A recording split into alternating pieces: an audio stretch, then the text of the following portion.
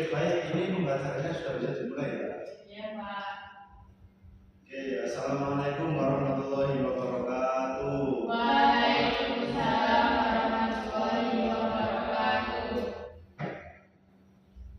Gimana kabarnya hari ini anak-anak? Alhamdulillah. Alhamdulillah apa ini? Baik apa tidak baik? Alhamdulillah baik, Pak. Kayaknya ini masih semangat banget ya ini belajarnya. Iya. Oke, sebelum pelajaran kita mulai, saya absen dulu ya.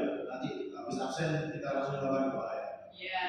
Oke, Albi, Iya. ya. Terus Kristiana, di Ananda, di anak-anak di Nurul Mafiro. Ya, alhamdulillah ada semua pada pagi menjelang siang ini ya. Ini sebelum pembelajaran kita mulai, alangkah baiknya kita berdoa agar selama kita proses pembelajaran ini diberikan kemudahan dan kelancaran oleh Allah Subhanahu wa taala. Monggo untuk ketua kelas bisa dipimpin berdoa. Mbak Viro.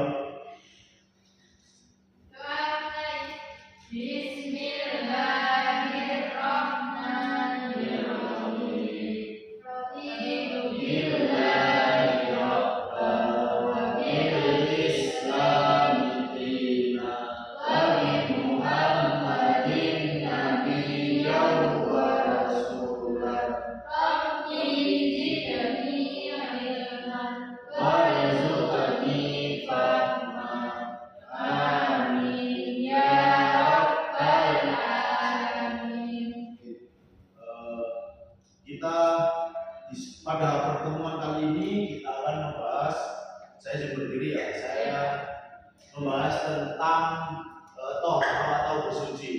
Mungkin anak-anak di sini dulu pernah sempat belajar ya, ketika di MI sudah pernah belajar toharo atau bersuci. Saya sudah, Pak. Ada yang belum pernah belajar sama sekali.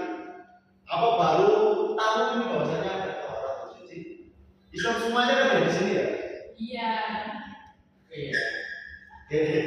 Mungkin kalau lupa kita akan mengulas kembali ya apa yang sudah kita pelajari yang dulu kita ulas kembali. Di sini saya akan menjelaskan tentang toharo atau bersuci. Yang pertama, istilah toharo dari segi bahasa berarti membersihkan diri, pakaian, tempat dan benda-benda lain dari najis dan hadas dengan tata cara yang ditentukan oleh syariat Islam.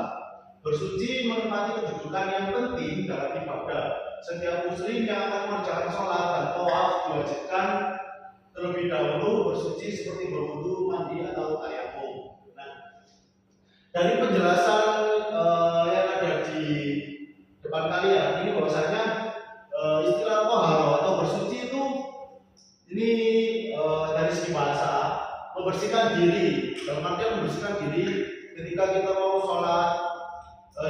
Kita kalau mau melaksanakan sholat kan posisinya harus bersuci. Kita itu bersuci dari hadas kecil maupun hadas besar. Kemudian pakaian kita juga harus suci. Tempat kita yang mau kita ibadah itu harus bersuci. Nah, itu. Jadi toharo ini kenapa sih kok sangat penting? Jadi tadi toharo ini istilahnya apa ya? Media kita atau alat kita untuk sholat gitu. Karena kalau kita melaksanakan sholat tapi diri kita belum bersuci, nanti otomatis sholat kita akan tidak diterima oleh Allah. Makanya di sini kita akan membahas mengenai tentang toharo. Kemudian selanjutnya yaitu ada dasar hukum toharo.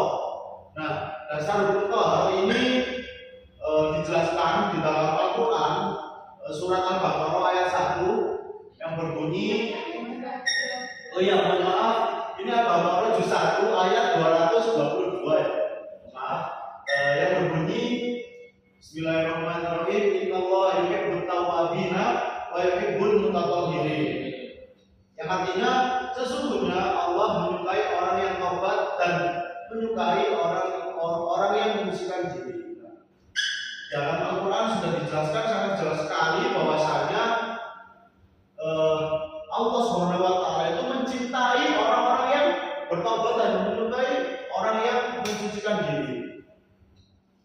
dulu itu saya pernah ya ada cerita bahwasanya dia itu seorang ulama yang dimana beliau itu selalu menjaga wudhunya, jadi nggak pernah batal. Misalnya dikatakan habis sholat subuh, ya sampai sholat zuhur nggak batal. Kemudian ketika mau belajar gitu, ketika mau belajar pembelajaran entah itu sekolah ataupun ngaji atau gimana dan sebagainya, itu beliau itu tidak pernah tidak pernah membatalkan wudhu. Jadi posisi beliau itu selalu suci. Kemudian Allah itu memberikan suatu karomah kepada beliau karena beliau itu selalu menjaga wudhunya. Akhirnya beliau sangat cerdas dan sangat mungkin sekarang ini sangat terkenal beliau karena kecerdasannya. Mungkin kalau teman-teman di sini, anak-anak di sini tahu lah, beliau itu yaitu Syekh Abdul Qadir Al-Jailani. Beliau itu ceritanya itu setiap sholat isya-nya itu, sholat subuh itu menggunakan wudhunya sholat isya. Berarti gimana? Gak pernah tidur berarti ya kalau malam ya. Sholat subuhnya digunakan wudhunya sholat isya. Gak pernah tidur berarti malam. Oke, selanjutnya ya. Oke, nah kita kan tadi udah membahas mengenai tentang tawadhu. Ini selanjutnya kita akan membahas mengenai tentang macam-macam air dan penggunaannya. Macam-macam air dan penggunaannya itu ada 3. Ada air suci dan mensucikan, air yang suci namun tidak mensucikan, dan yang ketiga ada air yang terkena najis atau mutanajis. Ada berapa macam-macam air? Ada 3. Yang satu Air suci dan mensucikan. yang kedua, Air yang suci namun tidak mensucikan. yang ketiga. Air yang terkena najis atau mutanajis. Oke, saya akan menjelaskan ya apa sih itu air suci dan mensucikan, kemudian air yang suci namun tidak mensucikan, dan air yang terkena najis dan atau mutanajis. Yang pertama yaitu air yang suci dan mensucikan. Ini saya kasih contoh. Ini air yang suci dan mensucikan ini banyak air hujan, kemudian air es, air embun, air sumur. Itu air yang suci mensucikan. Jadi dibuat wudhu itu bisa, dibuat mandi bisa. Itu contoh dari air yang suci dan mensucikan. Terus yang kedua, contoh dari air yang suci namun tidak mensucikan. Contohnya air yang dimana air itu kurang dari 2 kolam, terkena najis, itu airnya itu tetap suci, cuma tidak mensucikan. Boleh dibuat mandi, tapi tidak boleh dibuat wudhu ataupun mandi besar. Itu airnya yang suci tapi tidak mensucikan. Terus kemudian contohnya ini lagi, misalnya ada temennya sampai wudhu ya. Nah, temennya sampai wudhu, terus kemudian di sini tuh ada kayak bak gitu. Sampai habis wudhu, otomatis kan bekas dari sampai wudhu ini tadi masuk di dalam bak ini tadi. Nah, itu airnya itu suci tapi tidak mensucikan. Itu. Yang nomor 2 itu gitu ya. Terus kemudian yang ketiga, air yang terkena najis atau mutanajis. Ini seperti contoh kayak air yang di dalam bak mandi yang kurang dari 2 kolam itu terkena najis, yang dimana bau, kemudian warna dan rasanya dari zat air tersebut itu berubah. Maka itu airnya dikatakan air najis atau mutanajis, air yang terkena najis. Yang awalnya suci, kecemplungan najis entah itu tikus mati atau apa, sehingga bau, rasa dan warna dari air itu berubah, yaitu dinamakan air yang najis atau mutanajis.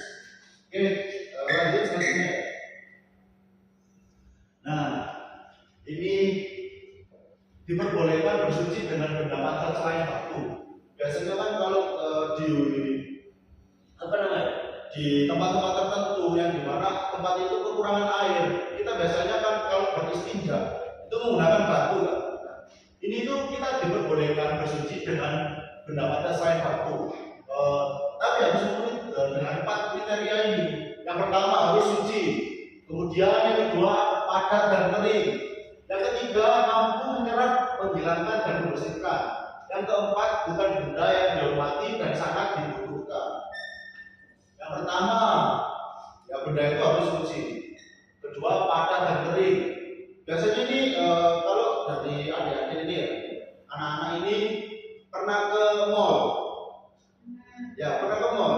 Nah, di WC-nya mall itu nggak ada airnya biasanya, pakai tisu, ya enggak? Nah, itu gimana ya caranya kalau pakai tisu ketika di mall?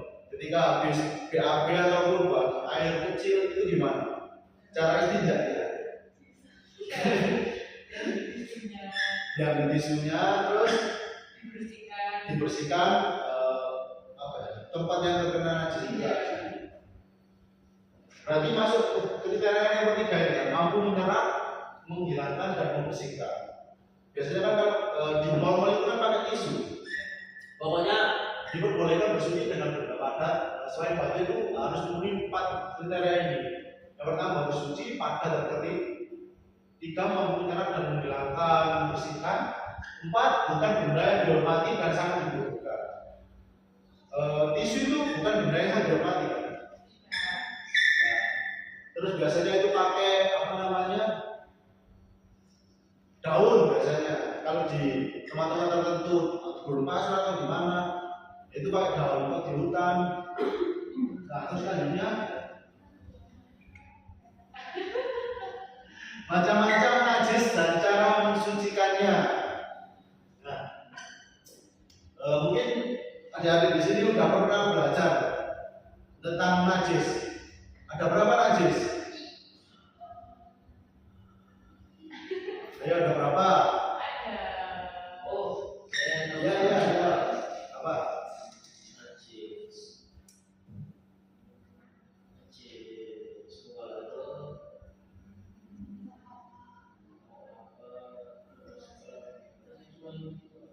Ya. Jadi hadis ini najis. Najis ini ada macam-macam najis dan cara mensucikannya. Yang pertama itu ada najis mukhafafa ainiyah. Terus yang kedua najis mukhafafa hukmiyah. Terus yang ketiga ada najis mughaladah ainiyah.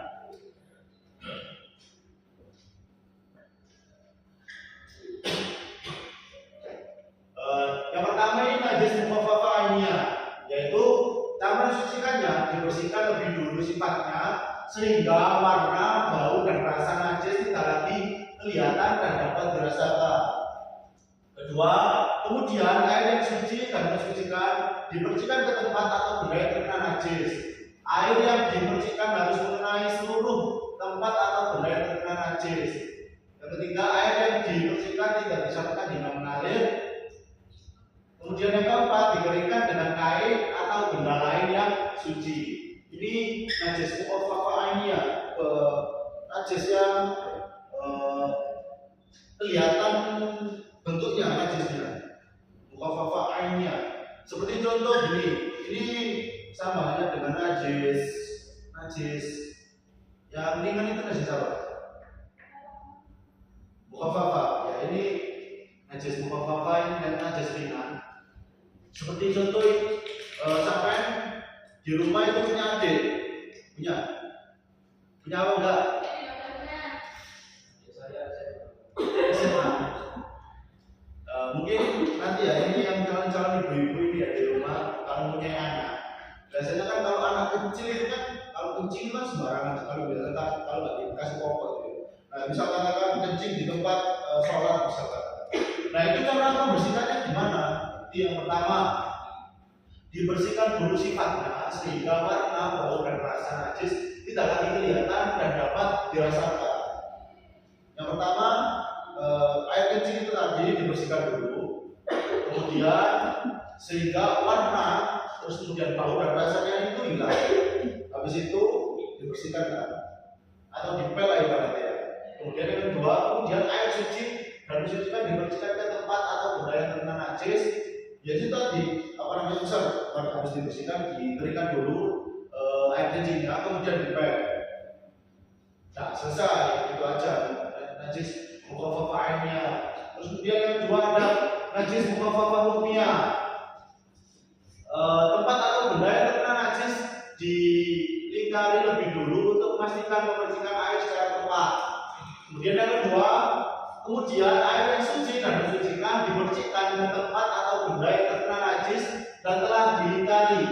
Air yang dibersihkan harus mengenai seluruh tempat atau benda yang terlingkari. Yang ketiga, air yang dibersihkan tidak disyaratkan hingga mengalir dikeringkan dengan kain atau benda lain yang suci.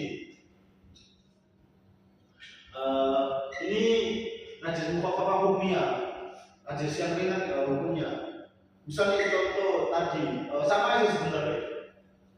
Ini kasih contoh tadi air kencing ya. Air kencing itu kan, jadi nanti dilingkari dulu mana yang terkena air kencing dilingkari, nanti dibersihkan. Biar apa? Kalau misalnya kita digini-gini kan ya semua satu tempat najis, gitu loh. Makanya dilingkari dulu, kemudian dikeringkan, kemudian dikasih bersihkan air, udah selesai itu aja. Cara bersihkan najis mukhafafain yang sama hukmiyah. Kemudian sebenarnya najis mughalladhah, najis yang berat. Cara membersihkannya itu dibersihkan lebih dahulu sifatnya sehingga warna, bau dan rasa najis tidak lagi kelihatan dan dapat dirasakan. Kemudian yang kedua, menyiramkan air hingga mengalir ke tempat atau benda yang terkena najis sebanyak 7 kali dan salah satu diantaranya dicampur dengan debu yang suci. Ketiga, cara pertama, air dicampur dengan debu yang suci dalam satu tempat kemudian disiramkan ke tempat atau benda yang terkena najis. Cara kedua, menaruh debu di tempat atau benda yang terkena najis lalu menyiramkan air dan menggosokkannya dan diakhiri dengan menyiram dan mengelap air dari air dengan debu yang bersih. Ketiga, menyiramkan air ke tempat atau benda yang terkena najis lalu menaburkan debu dan selanjutnya mencampur keduanya serta menggosok-gosoknya dan diakhiri dengan mengelap air dengan benda yang bersih. Biasanya ini najis mughalladhah. Sampai ketika terkena air liurnya anjing itu termasuk najis mughalladhah. Cara membersihkannya gimana? Pertama,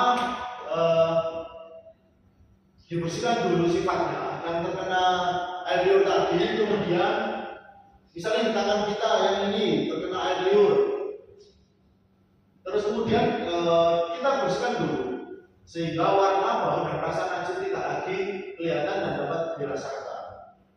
Oh ternyata udah gelap, dibersihkan dulu, kemudian menyiramkan air hingga mengalir ke tempat atau benda yang terkena najis sebanyak 7 kali dan salah satu diantaranya dicampur dengan debu yang suci.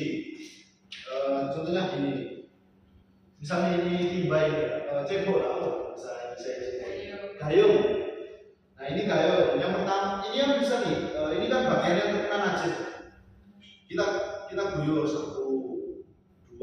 Pokoknya di antara 7 siraman itu tadi harus ada 1 siraman yang disertai dengan debu yang suci. Itu cara membersihkan najis mughalladhah. Oke, selanjutnya kita akan membahas rukun berwudu, kemudian sunah-sunah wudu, hal-hal yang membatalkan wudu. Rukun berwudu ada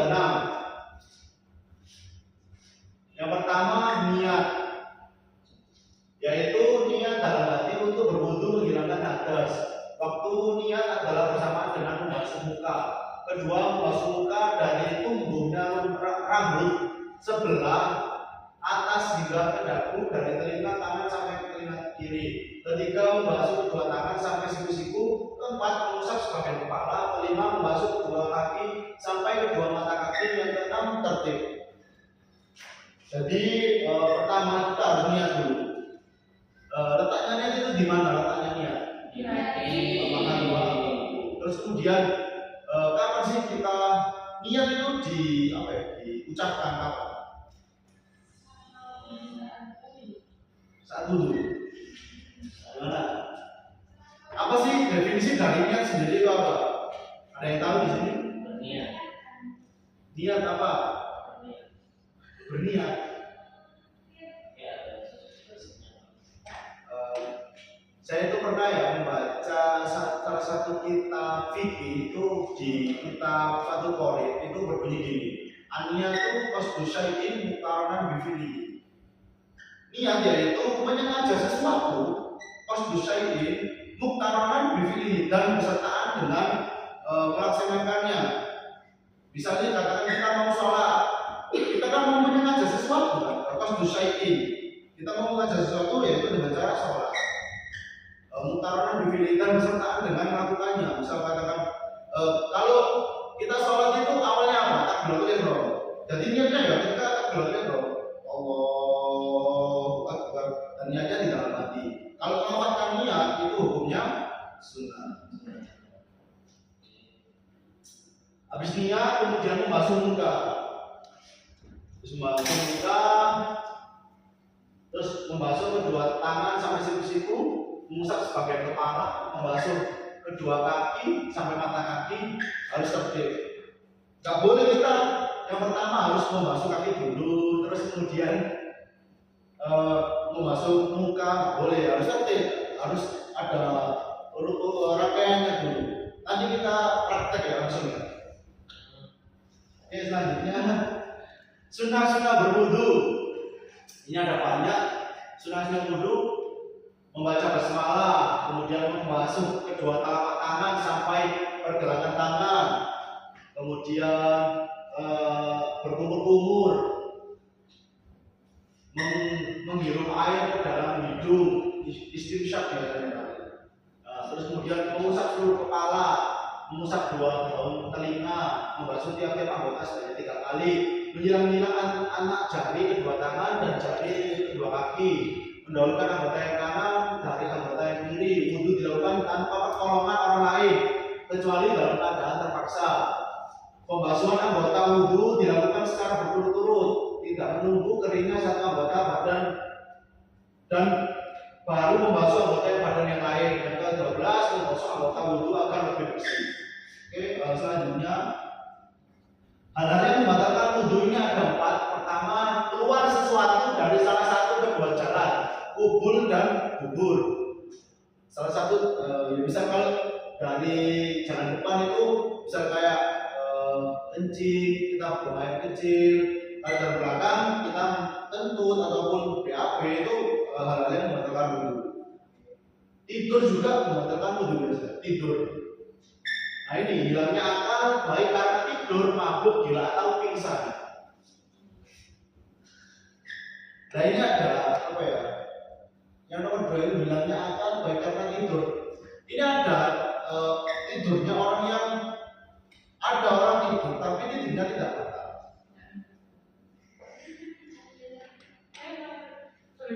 Nah, sambil duduk. Biasa, pokoknya itu pantatnya itu nggak boleh sampai langgar. Tidurnya di mana?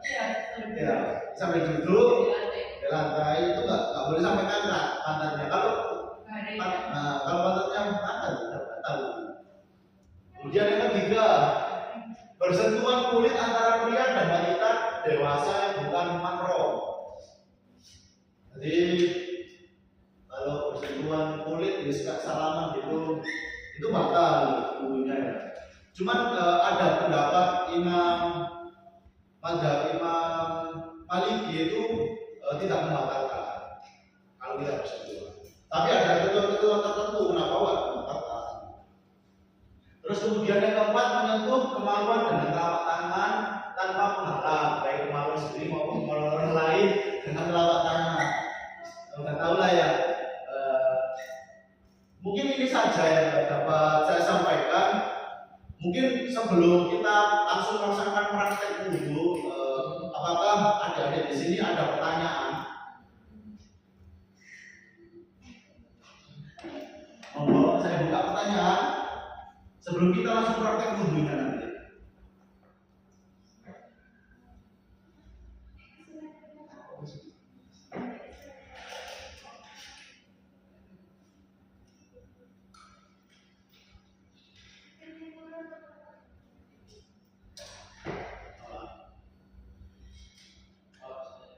Iya, ya, silakan.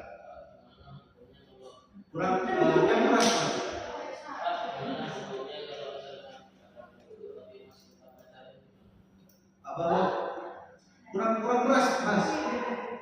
Gimana kalau misalkan kita itu nggak tahu kalau kita itu batal gitu. Apakah terus kita wajib sholat gitu? Apakah tetap sholatnya diusahakan? Oh iya ya. Jadi gini, mungkin yang dipertanyakan oleh Mas Aldi ini gini. Misalnya kita ini punya wudhu sholat zuhur, tapi kita mau merasa masuk asar, kita itu ragu wudhu kita ini masih batal apa enggak gitu loh. Ya. Nah, kalau seperti itu kita adanya keraguan, ya kita anggap baiknya kita wudhu lagi. Karena apa ya? Kita kan masih ragu, belum jelas antara kita mempunyai wudhu atau belum gitu. Mungkin lebih jelasnya itu kita melakukan wudhu lagi untuk menunjang sholat. Gitu. Ya. Ada lagi? Pak, Ya. ada. Silakan. Gimana jika ada orang yang sedang berwudu, bukan wudhunya, tapi dia itu sering ngomong kotor gitu, awalnya kayak ngomong gitu.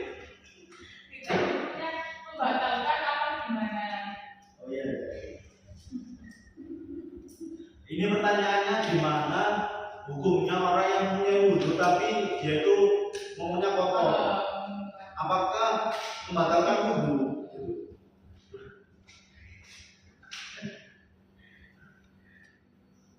Nah ini ya.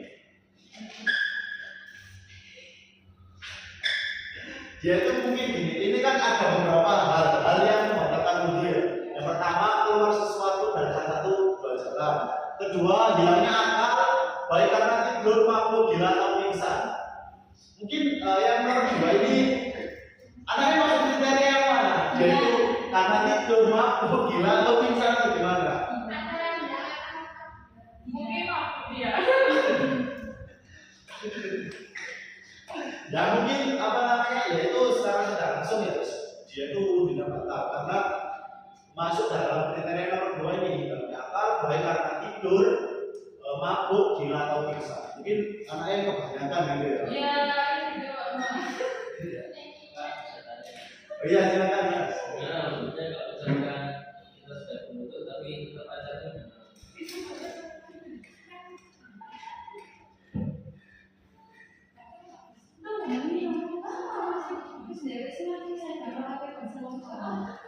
Gimana hukumnya berwudhu tapi kalau masih pacaran? iya.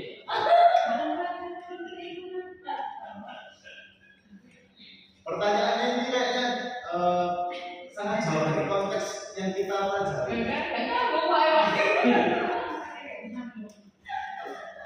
Ya wes, mungkin saya rasa cukup ya untuk sesi tanya jawabnya di sini. Ini terakhir langsung kita praktek wudhu. Iya, Pak. Ya siap. Abi, Ayo. Minta perwakilan satu cowok satu cewek biar tahu. Ayo Mas Aldi maju ke depan.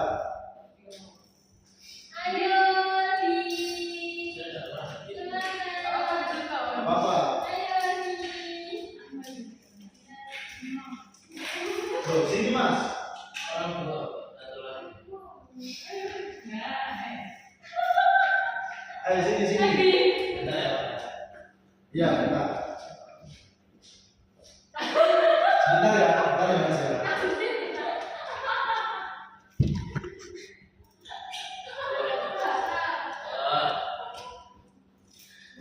Ayo langsung praktek.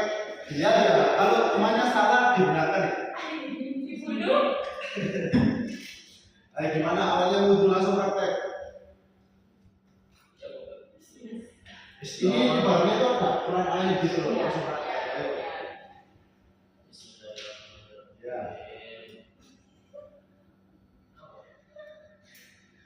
Ya langsung praktek. Langsung.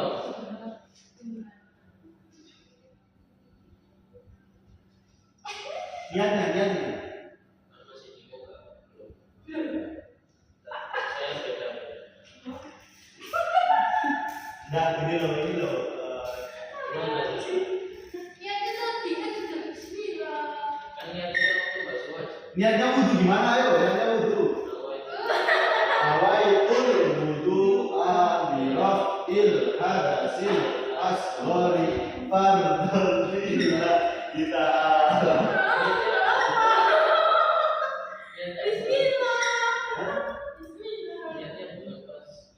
Pas masuk muka ya.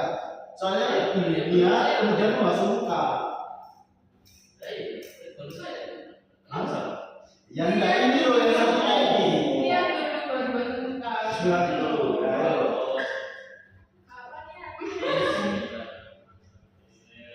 Kalian itu dipotong merah. Ayo. Langsung praktek dulu.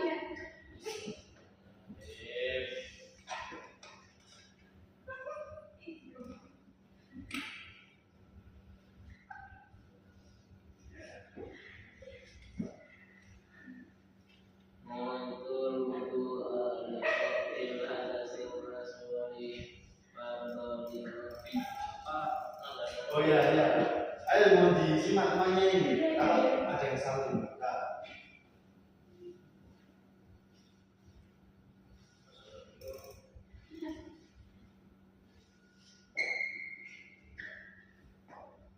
Ayo mulai gimana?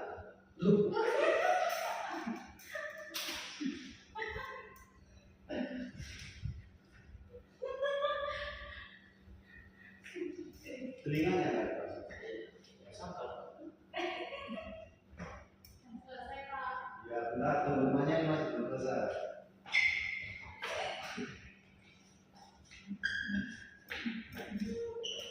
Sekali masuk. Oke sudah. Beri tepuk tangan. Oh ya nanti saya kasih nilai A lagi. Karena sudah berani maju ke depan. Yeay. Alhamdulillahirrahmanirrahim. Pada siang hari ini kita telah mempelajari tentang Toharo atau bersuci. Semoga apa yang kita pelajari pada siang hari ini bisa bermanfaat, baik bermanfaat di kehidupan kita sendiri dan bermanfaat dalam kehidupan masyarakat. Oke. Mungkin sebelum saya tutup di sini,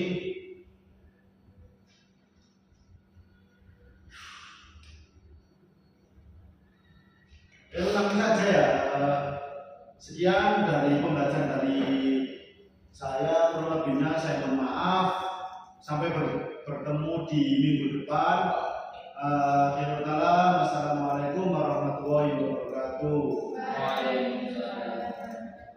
Oke, ditutup dengan doa alhamdulillah dan doa majelis. Alhamdulillahirabbil alamin. Subhanakallahumma wa bihamdika asyhadu an la ilaha illa anta astaghfiruka